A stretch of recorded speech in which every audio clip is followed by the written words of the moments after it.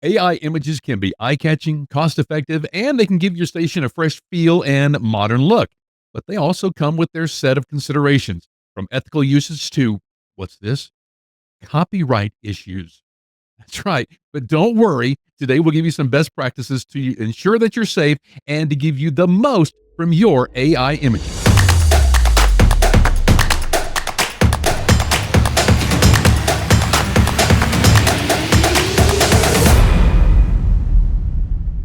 Hi, it's Jim, and welcome to Better Radio Websites, the podcast that wants to help you get more visitors and the most revenue from your radio station website. And yeah, AI is all over the place. I mean, it's the top topic wherever you go. All these conventions, CES most recently, AI was the big thing. Now, some are still very apprehensive about jumping on board.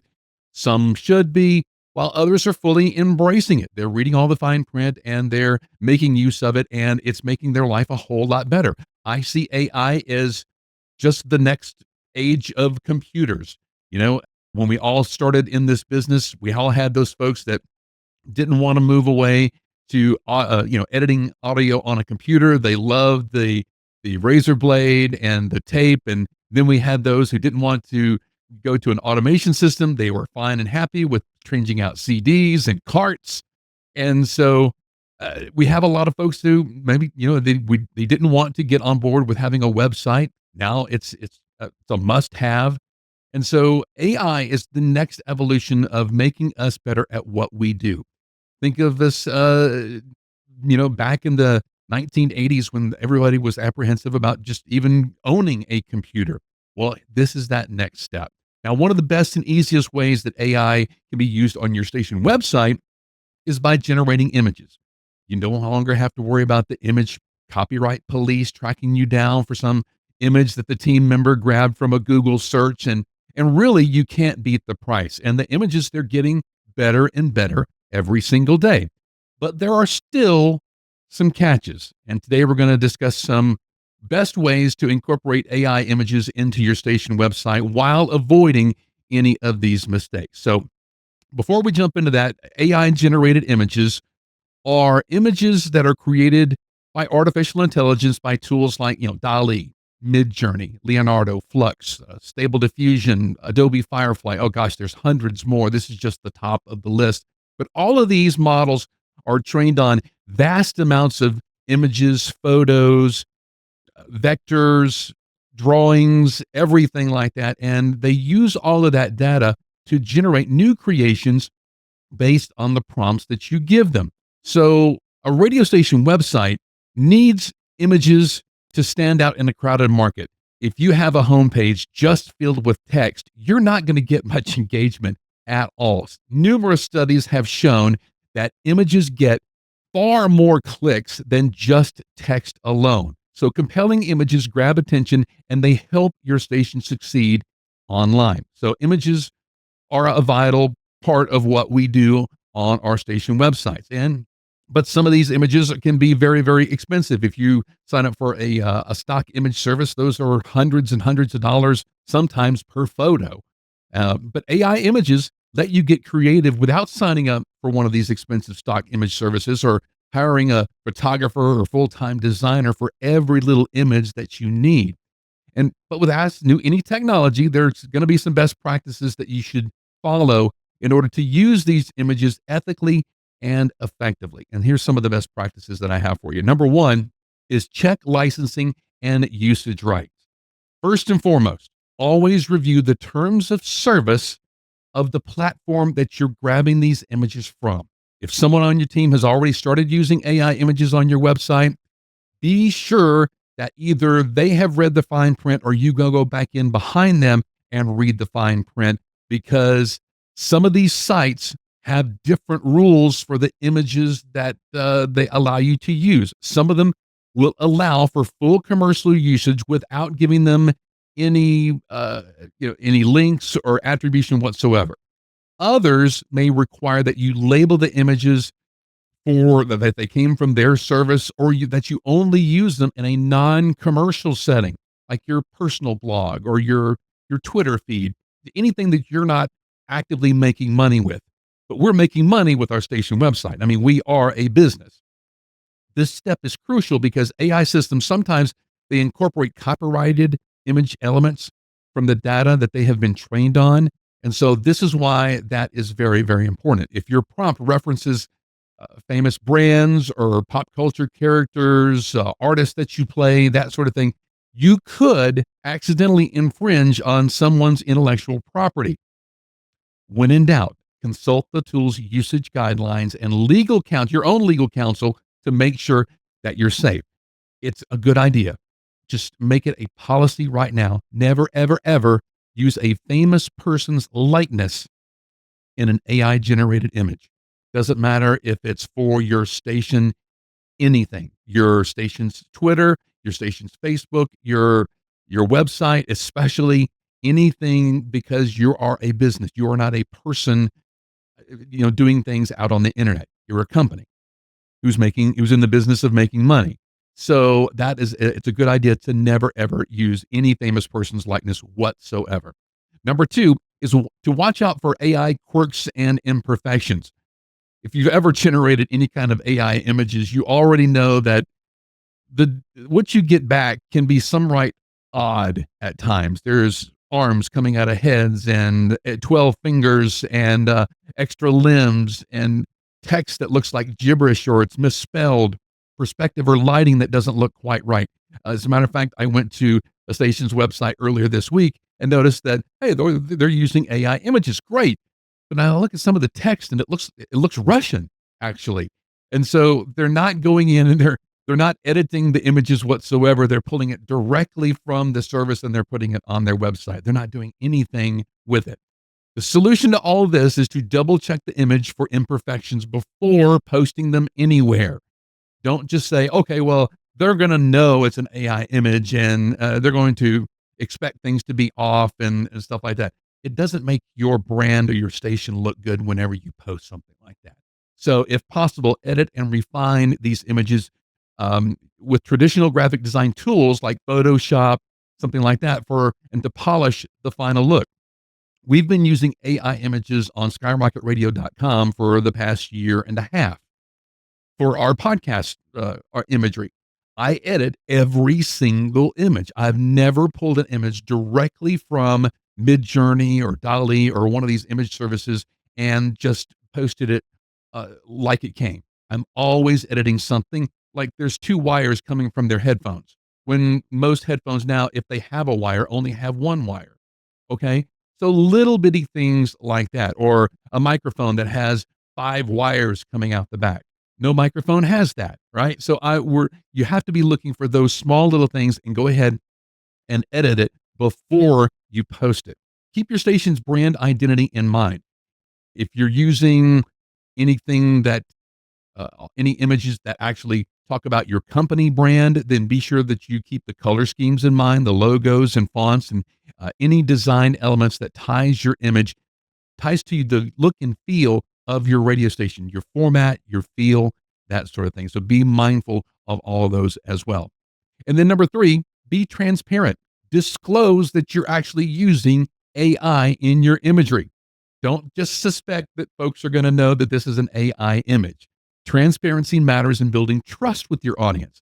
If the image is 100% AI generated, consider adding a note on your website, maybe in the photo credit or maybe in the caption stating that created using tool. If you looked on skyrocketradio.com and you look to see the featured image of any one of our blog posts, you'll actually see down in the lower right hand corner where we sourced that image from. May it be Midjourney or DALL-E or some other AI image service. Because honesty fosters an authentic connection with your audience. You're just being real. It also protects you from any potential backlash if someone notices something off about the image and calls you out on it. This is especially important if the image could be mistaken for a real photograph. That's the main thing. Now, a pro tip: always note the source or the tool in the caption meta of every image that you post on your website. Yeah, this is going to let the audience know that, yeah, you did not take the photo yourself. It's going to let them know where it came from. It's going to let anybody who questions where the image came from know where it came from. Maybe a copyright police somewhere, you know, oh, that looks like my image. And then they look down in the caption, they see, oh no, you sourced that from Adobe Image Stock, and they have a deal with Adobe Image Stock, so they're not even going to call you. All right, you don't have to even worry about that email. It's also going to remind you where you sourced the image from much later, 2, 3 years down the road, when you're not going to remember how you got this image. Was it from a stock service or was it an AI image? So, did I edit that or what happened? So, if you put the where you got the image in the caption image of your metadata, normally this is something that you can do. I know you can do it within WordPress and other content management systems as well, but if you always put that there, then everybody is transparent and everybody knows where you got the image from, even if it's years down the road. Looking to maximize your radio station's digital presence? Skyrocket Radio delivers custom websites and mobile apps built exclusively for radio stations by radio professionals. Our websites engage listeners and drive revenue, while the integrated apps keep your audience connected wherever they are. It's a complete digital solution designed to boost your station's reach and ad sales. To take your station's online experience to the next level, visit skyrocketradio.com. Number 4 is to avoid misrepresentation. Be cautious about using AI images to represent real people and events. I've already given you the spiel about celebrities. Just don't do that. If you want to illustrate or say behind the scenes of your radio station, like the air talent or whatever, don't use an AI person to pass them off as someone who actually works at the radio station, because it's easy to spread confusion, especially on social media. And it's just not, you're lying, really. All right. If you must use a fictional representation, label it clearly. Something like artist rendering, not an actual photograph.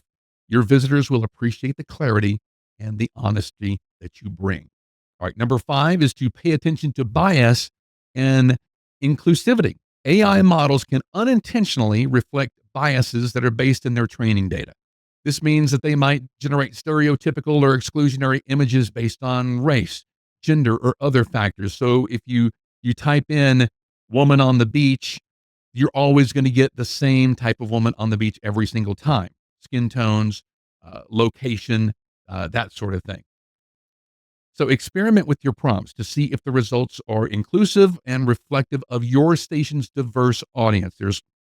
Everybody listens to your radio station, so the images that you use should reflect everybody. If you notice any biased output, try prompt engineering. For example, specifying diversity. For an example, create an image of people various ages and backgrounds celebrating at a local community event or concert. When you get this, it's going to say, okay, he's asking for different ages and different backgrounds, so I know to make everybody much different. All right. Always review the final images for any unintentional stereotypes or misrepresentations. You definitely don't want a misrepresentation anywhere in your imagery, because if you make somebody very angry, they have a loud voice, and you could lose a lot of visitors to your website and a lot of listeners to your radio station. All right. Number 6 is to optimize for web performance. Big, high resolution images, they look stunning, but they can also slow your website down to a crawl, especially when you have more visitors on your website. This is going to lead to lower engagement and a higher bounce rate. And what I mean by bounce rate is they try to load up your website takes too long, they get mad, and then they leave without waiting for it. That's a bounce rate. Or they're only there for just a couple of seconds and then they're gone. Compress your images to reduce the file size. Every image that you upload to your station website must be compressed to reduce the file size. This is very, very important, especially for mobile visitors who are probably not in the middle of the city.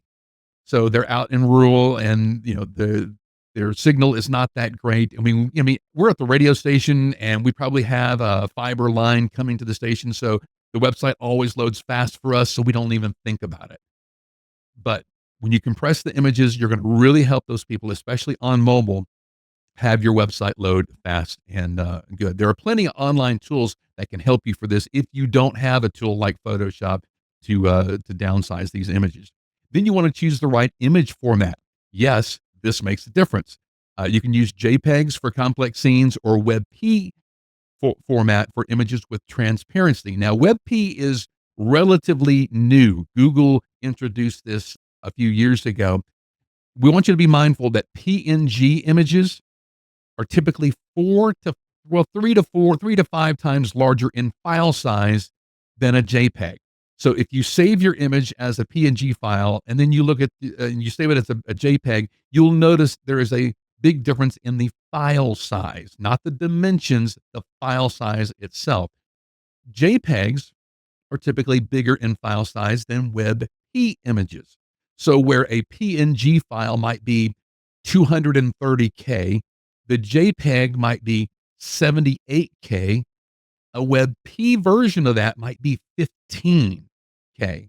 So you can see how much faster that WebP image will load compared to the PNG file. So you want to use WebP whenever possible. And if you've never uh, seen WebP, Photoshop does not have an export to WebP yet. We're hoping that is coming. But if you don't, there is a link to a WebP file converter in the show notes. And then add your alt text to every image, both for SEO and accessibility for visually impaired users. This means that in the alt text, you're going to put image of dog running on the beach. All right, number 7 is to establish clear internal guidelines. If you have multiple team members working on your website, set up some guidelines around the usage of AI images. For example, prompts. Provide a standard prompt structure so that images all align with your brand identity. Have an approval process. Encourage staff to get a second opinion on all the images that they create. Maybe even have a brand manager or news director sign off on the images before they are attached to what goes live on the website. And then establish ethical standards. Lay out clearly that you're not going to have any images depicting harmful or offensive material. Of course, that goes against your station's values. All you need is this guideline really just needs to be something very short and sweet, just something that everybody is on the same page when it comes to generating these images. All right, so some real world applications for these AI images, of course, is going to be your news and your blog images. Every article that you post on your website should have an image attached, as we mentioned at the very start of this podcast, because images get more clicks than everything. So give each post a distinctive look that stays on brand because images get clicks. Number 2 is hero banners. Create unique backgrounds for your homepage and upcoming special events. Think concert crowd that you can overlay the logo for this, for somebody coming to town, or maybe a sunny day at the park that you can overlay the station logo on top of. Social media teasers, you can use them to whip up fun, shareable visuals for concerts, promotions, and contests, anything like that. I mean, these are just a few. The possibilities really are endless when it comes to these AI images, and the AI tools are getting better at doing text now. So it's really, really very cool. I mean, if you think about it, AI images, as bad as they are right now, this is the worst that they're ever going to be. And so they're only going to get better as we move forward. All right. So using AI images on your station website, I mean, obviously a fantastic way to stand out. Certainly, you're going to save money. It can even spark creativity, but you do have to kind of have some oversight over it. Don't just go out, grab an image, add it to your website. You want to be sure that you follow these 7 tips. You check the terms of use. Be sure that you can use these images in a commercial setting. Watch out for imperfections. Edit them before posting them. Disclose that you're using AI in your imagery. Steer clear of misleading imagery, like, clearly marked. These are not real photos. Be mindful of bias.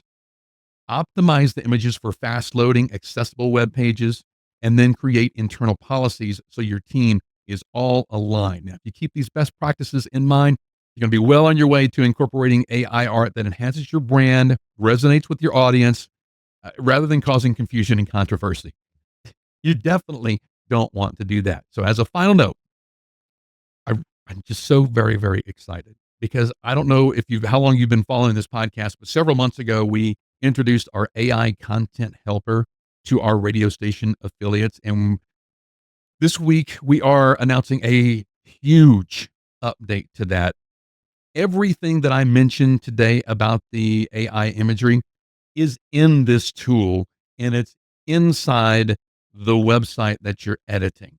The AI image generation, they're copyright free, they're approved for commercial use, they're resized to consistent dimensions, they're tagged properly within the meta, and they're optimized to the WebP image format.